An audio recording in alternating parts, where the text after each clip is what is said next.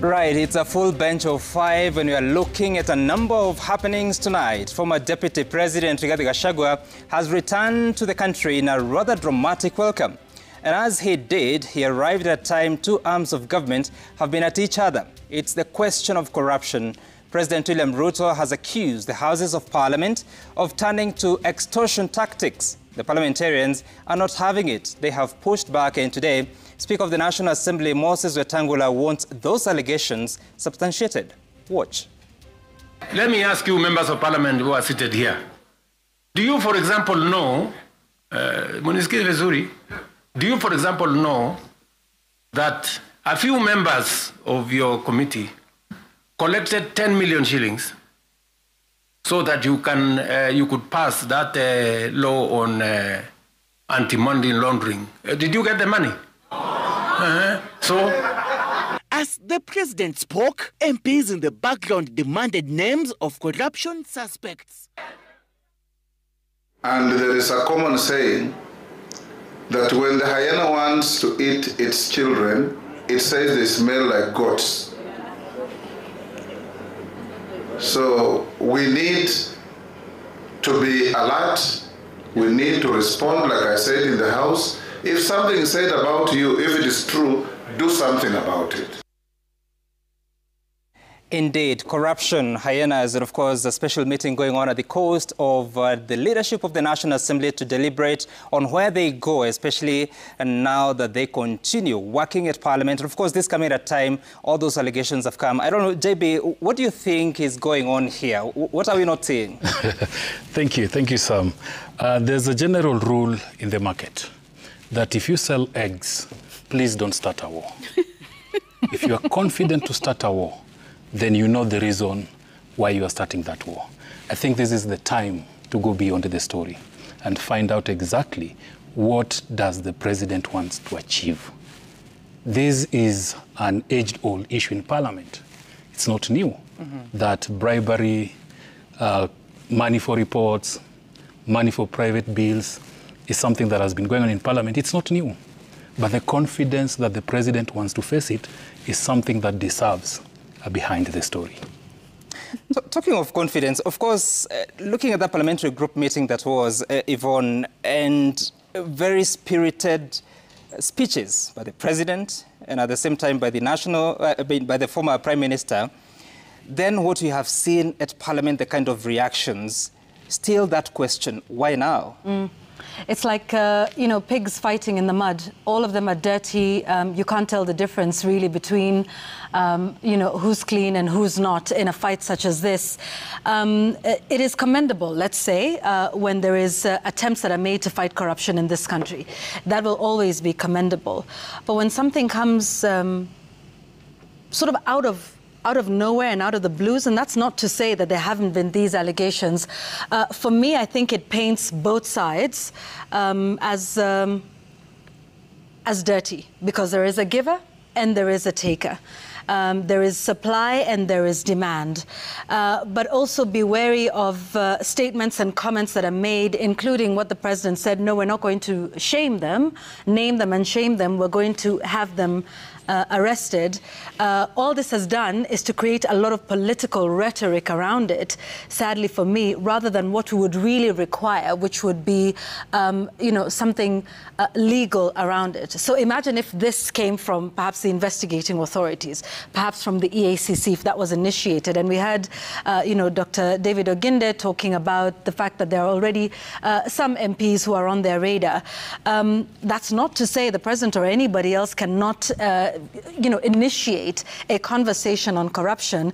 But sadly, what this has become is it's something political that then has all of this back and forth between all of these individuals. To what end? And then do we start to see instructions that come from the presidency? We all know that's not something that is possible to the EACC, to the DPP, or to indeed to the other investigating authorities. So for me, it's just sometimes, is this a veil that's being, pulled over our eyes because there is something else, or because there might be some international attention, and this is sort of the right conversation to be having in this country at this time, considering everything that's happened in the country lately with the killings, extrajudicial killings and the protests. This is sort of a change of pace. As to whether it actually has some outcome is what waits to be seen. But for now, it's political. On the same, actually, Sam, Yvonne talked about Bishop Oginde and what he said. Reminds me of what the Speaker of the National Assembly said about how he did receive some documents or some sort of complaint about some members of Parliament, but then akawaita kando akazungumza kidogo and it was over. It felt like unamwita kwa sababu pengine someone who's chelewa a few sessions in Parliament, unakuja na uonyo usichelewe tena. My God, this is corruption. It's a big deal. You cannot say that you spoke to them na ikaishia hapo. Action needs to be taken. But then kuna an expression that kuna shida katika Manyata that comes to mind. I don't know why, since this whole thing blew up. Because you think about this is the same Parliament that has been passing every bill that has come from the executive. Tuanze na SHA, twende affordable housing, twende the 104 billion ile digital platform, twende all those things walikuwa kipitisha. To some extent that sometimes when they have maybe CSs come before the committees, they start questioning some of the contents of those bills that they passed into law, which tells you that they passed most of these things without even reading. The reason why it was passed is because, well, it was expected of us. We're all on the same side. You know, I mean, we've talked about how we don't really have a proper opposition since the broad-based arrangement came on. The fact that sometimes parliamentary sittings are suspended to discuss even former Deputy President Rigathi Gachagua, and everyone bashes him. So everyone looks like they're on the same side. That is why there's that suspicion. Kenyans are watching this like a tennis match. Iende hivi, imerudi hivi. We amesema hivi, we amemjibu hivi. But then now they're just waiting to see, is this really something that is true? Or as Yvonne said, is this a veil that's being pulled over our eyes? Is it really going to be someone will be arrested or someone's will be arrested and prosecuted? Or is it a case of what we talked about last week, that the president is trying to now sort himself out with the politics right now and the politics during the 2027 elections, that there are few bodies that are going to be thrown under the bus so that it can actually look like he's reinventing himself during this this season now and then 2027. Just before you do, Linus, what I find fascinating, especially what you're saying, that there could be certain reasons that are leading to this conversation.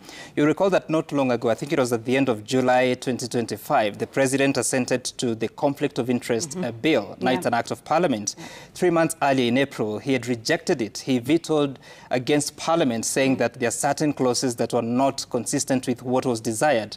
But what we know is that this conflict of interest bill was actually required by the World Bank because there was some money that was supposed to be handed over to the country in form of a loan to finance the budget of 2024-2025. It was to the tune of $750 million, converting to about 97 billion shillings. And I remember seeing the Cabinet Secretary for National Treasury, John Mbadi, at some time early in the year, perhaps it was around April, saying that he's so happy that finally we have passed the conflict of interest bill because now it is going to unlock the funds from the World Bank.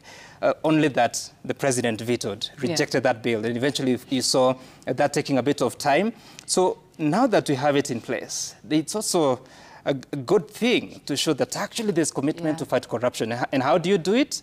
By exactly what you're seeing the president doing. We know there are so many things, so many events lined up in the coming weeks and months. Of course, there's a trip to the United Nations General Assembly that will come in September. It's a moment for every president to speak about what they think as pressing issues, not just for their country, but also for the region and the world. So really, there has to be something. It's sort of unprovoked. It just came. We didn't see the build-up to the extent that you now find the president speaking the way he's doing. So one hopes that there's serious commitment to deal with corruption between the executive and the legislature. But then, Linus, when you hear someone saying that I consume raw intelligence and I know the things that are going on, and you'll be hearing him even describing senators soko huru, then the members of parliament are saying, come and prove, like you're stealing. Come prove that you're stealing. How does this play? This is the most healthy conversation we've ever had as a country on the question of corruption. Healthy in the sense that for the first time ever, the relevant parties are having a conversation about corruption. This country has wasted a lot of time on superficial shows, basically, pretending to fight corruption by chasing traffic policemen and setting cameras up and all that. Where does consequential corruption really happen? Consequential corruption happens between the two houses that are having this argument today, and that is the State House and the Houses of Parliament. And are they having an argument about who is doing what? No. This is a good thing for Kenya. Yeah. If the start of it, you know, we'll only speculate. We are all trying to, and I think this has sent all the analysts, including us around this table, to a very difficult assignment of just trying to find out why now and how. And some you've insinuated foreign pressure. You made reference to the World Bank loan, was it about 97 billion shillings that is supposed to come here. Look, external pressure is doing great things for this country. Because of external factors, the Moi International Sports Center, Kasarani, where Harambee Stars will play the quarterfinals tomorrow, has a roof. Because CAF came here and said, roof that thing. CAF came here and said, that grass is not good. Fix it. Dig up Nyayo Stadium, measure that place nicely, put seats. External pressure is doing amazing things. Because through external pressure, and this is why this argument between State House and what color is Parliament? Beige. Well, Houses of Parliament. Why that debate is interesting is because of what they know about each other. And this is going to be really interesting. The history, which we shall talk about later, including his stance on the mega corruption cases, has suddenly realized that corruption is a big problem, and especially in the places now he is targeting. It's not about those traffic policemen. It's about his colleagues in the higher echelons of political power. Indeed. And I read somewhere that sick doctors can also diagnose and prescribe. And So Waswahili wanasema mganga ajigangi. No, in this case. Ganga jigangi. Okay, so that's just the start of the news, gang. We'll continue shortly, but first we will take you through some of these stories coming up.